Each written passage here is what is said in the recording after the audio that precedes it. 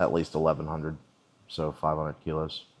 I pulled 1005 Thursday, and I pulled 1005 Thursday, and felt really good, really strong.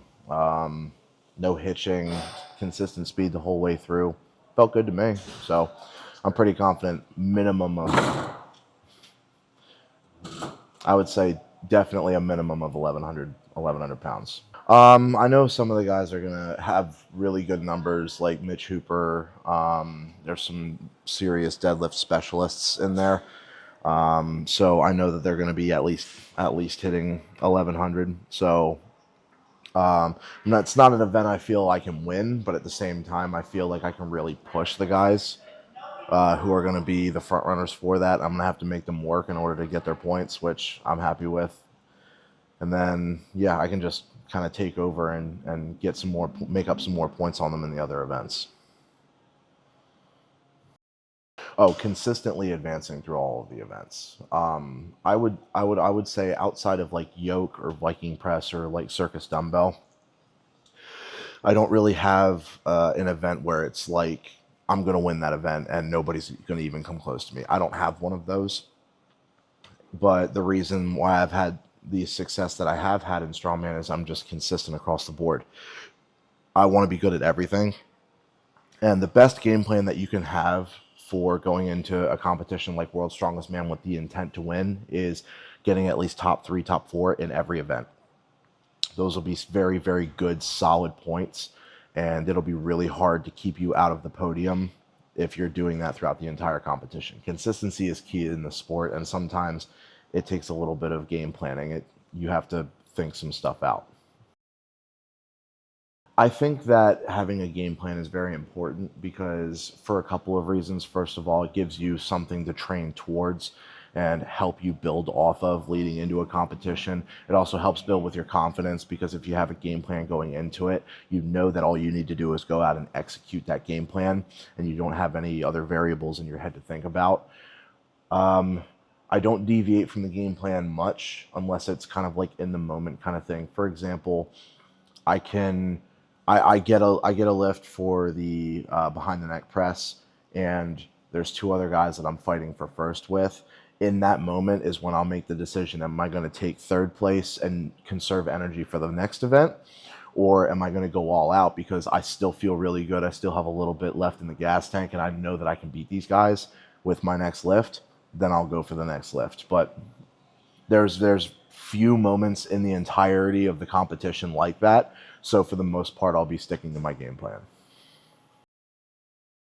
With everything that I've dealt with recently, with all of the different changes that have gone on in my life, personally, professionally, and everything in between, I would say know who your people are and keep them close. Because, and I'm just speaking from my own personal experience. I don't know if the other guys have had this same thing. I don't know if any of you have ever dealt with this. When you start getting a moderate amount of success, everybody starts really getting behind you and wants to be on your team and help you out and do things for you and all of that.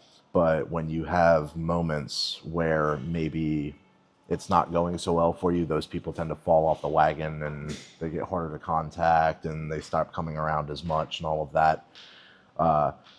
When you're at the peak and you're enjoying the success, just really, really pay attention to who's around you consistently, because those are the people that are probably going to be behind you and in your corner when you need a shoulder.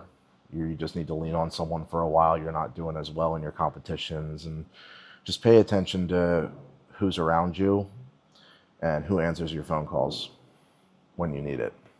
I would say that that's probably the thing that I learned the most with my peaks and valleys of my career. This week, I actually had a training camp with my new employer, Fortis Fortune Security. It's an armed guard company, and I'm going to be working with them. That's part of my new career, is doing armed security and executive protection work.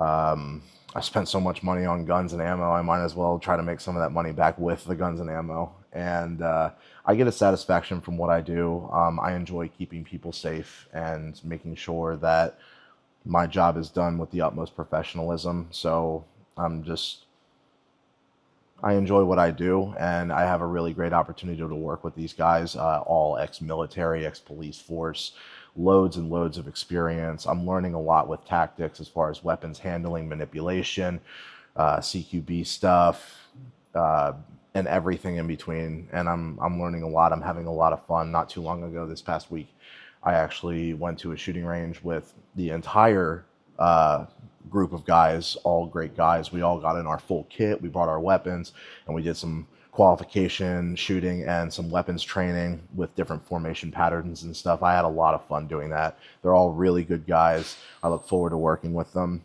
and I'm looking forward to learning a lot more.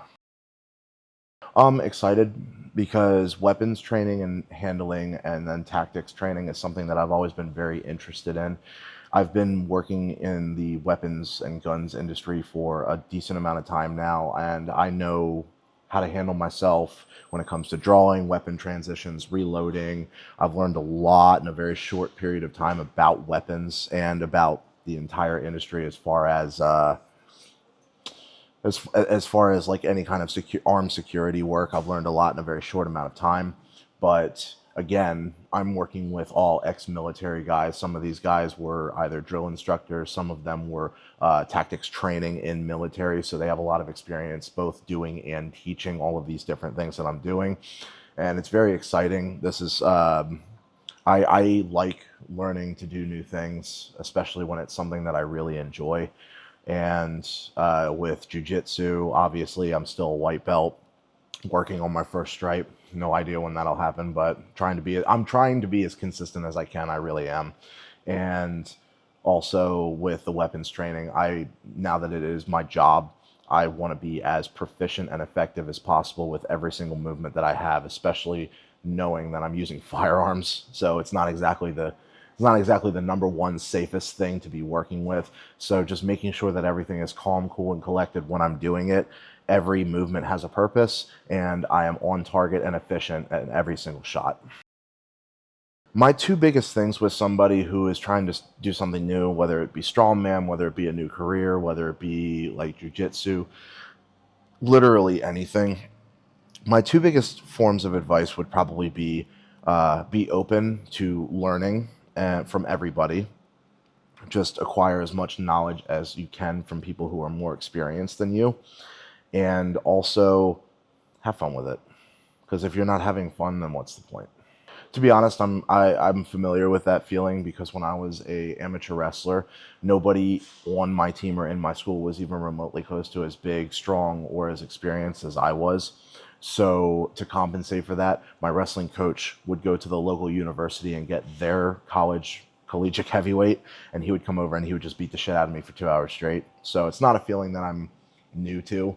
I haven't felt it in a while, but I'm also not new to that feeling. So it brought back some memories of my amateur wrestling days. But I also know this about myself is that wrestling with somebody who was better and just kicked the hell out of me for 2 hours straight, 4 times a week, that made me better. And I noticed that by the end of my senior year, I was able to beat him. So, and I'm not saying that I'm like 6 months from now I'm going to be beating Cam. I'm not. That's his name. I'm not saying that at all. I'm just saying like I work well with training with people who are better than me because that pushes me to be better. And that's not just jujitsu or wrestling. That's everything that I do with the weapons training, with with grappling, with work, with everything. I like working with people who are more capable or more experienced than me, so that way I can learn from them to make myself better.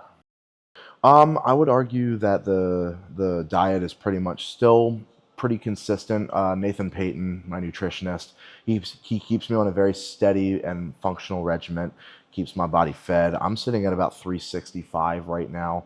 Body composition is probably coming down a little bit, and I'm getting a little bit leaner looking because I'm actually doing more cardio-based training outside of the max lifts that we have at World's Strongest Man. Not only are a lot of the movements and events that we're going to be doing very stamina and speed based, but they're also going to be in a very, very hot part of the United States. I remember when we did World's Strongest Man in 2021, the first day of the heats was 115 degrees Fahrenheit outside, and that was awful. So I've been really, really working hard on just doing a lot more cardiovascular style training, a lot more sandbag moving, a lot more just repetitions and stuff like that. And I've found that that's obviously affecting my body composition, but it's also making me feel like I'm a little bit better of an athlete too. So the biggest thing that I do for my mental health, honestly, is trying to escape all of the stress and just stuff that's floating around in my mind on a daily basis. Doing activities that I like. I like to cook, so I cook for myself. A lot of it's meal prep, but sometimes it's just a nice dinner. I'm also big into obviously shooting guns. When I'm not doing any kind of weapons training, I like to just go to the range and just do target practice. It's soothing to me. I find for me personally that the way to kind of alleviate stress, or at least turn the volume down on all the stuff going on in my head for a while, is to just keep myself busy.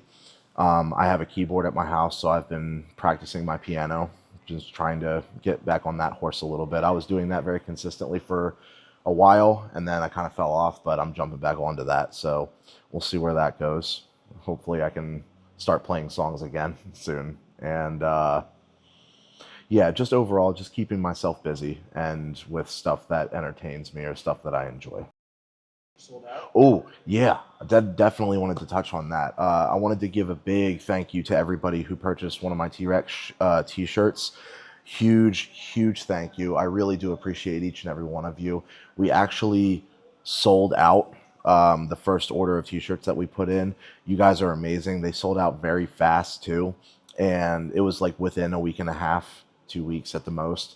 And I just really appreciate everybody who took the time and actually wanted to support me in that way.